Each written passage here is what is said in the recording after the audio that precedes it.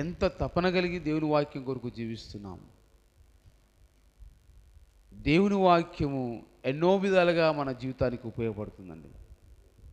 ఒకసారి చూడండి, 119 కీర్తన 119 కీర్తన 2-3 వచనాలు చదివినప్పుడు మనకు అర్థమవుతుంది.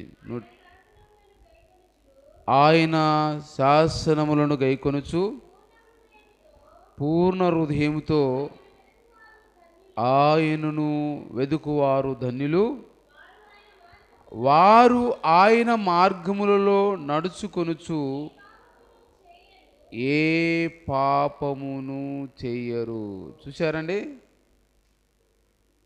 ఎవరైతే ఆయన శాసనములను గైకొనుచు పూర్ణ హృదయముతో ఆయన్ను వెదుకుతారో వారు ఏ మాత్రం కూడా పాపము చేయకుండా ఆయన మార్గములో నడుచుకుంటారు.